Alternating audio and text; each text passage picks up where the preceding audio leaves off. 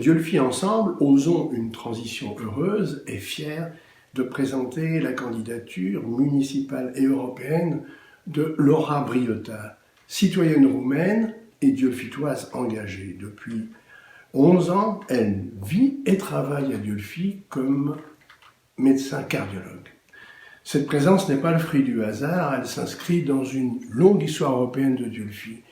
Il faut rappeler que dans les années 30, dans les heures sombres de l'histoire européenne entre les deux guerres, des Italiens, des Espagnols, des Catalans sont venus vivre et travailler à Dieulfi. Il y eut même des Allemands et des Autrichiens qui sont venus ici pour fuir le nazisme. Plusieurs des familles fondées à l'époque ont encore des descendants. Et c'est sans doute pour tenir compte de cette histoire que les Dieulfitois ont été dans les années 50 partisans de la construction européenne, accueillant même des Allemands chassés de l'Est. Plusieurs familles d'agriculteurs se sont fixées dans les années 55-56 dans le canton de Dieulfi. C'est encore pour tenir compte de cette histoire et de cette sensibilité qu'en 1957, le conseil municipal de Dieulfi adopte une résolution, je cite de mémoire, en faveur d'une fédération des États européens et décide de faire adhérer notre commune au Conseil des communes d'Europe, à la fois pour faire vivre l'Europe concrètement et être présent dans les futures instances européennes. Décision du 25 juin 1957, 3 mois pile après la signature du traité de Rome qui fondait l'Europe des 6. Voilà. Moins de 20 ans plus tard, en 1974, Dieulfi est jumelé avec la ville de Lich, à 70 km au nord de Francfort. Le jumelage a pour objectif de resserrer les liens entre Allemands et Français, par des voyages, des échanges entre les collèges notamment.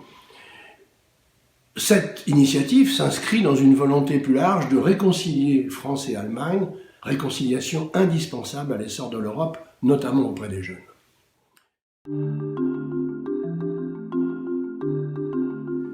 Aujourd'hui, nous pouvons observer deux réalités. D'abord, de nombreux Européens résident à Dieulfi, soit de façon permanente, soit de façon saisonnière. Régulièrement, d'ailleurs, notre office de tourisme relève des chiffres de présence et de fréquentation. Nombreux ces Européens qui participent à la vie de la cité, en particulier au sein des associations, au sein du KM, de l'école de musique, lors des manifestations culturelles et au moment des élections.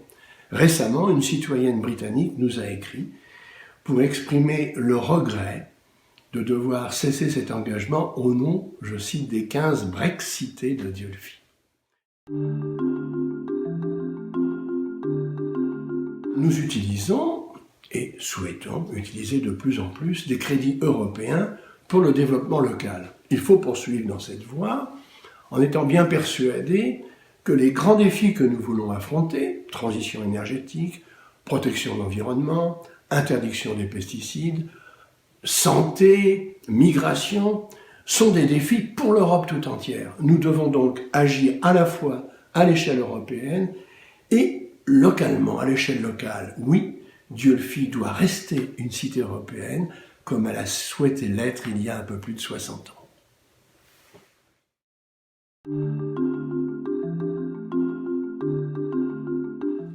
Si l'on pense maintenant à l'avenir proche, il y a probablement deux dangers qui nous menacent. Le premier danger, ce serait le déni de la crise écologique qui est devant nous, à laquelle nous ne pouvons pas échapper. Et l'autre danger, ce serait d'attribuer nos malheurs, l'origine des crises auxquelles nous devons faire face, à l'étranger, aux autres, et de nous renfermer sur nous-mêmes. Non, il y a une solution dynamique, c'est de faire face aux défis de maintenant et de demain, en optant pour une transition heureuse, tous ensemble. Aussi, nous vous appelons à nous faire confiance les 15 et 22 mars prochains.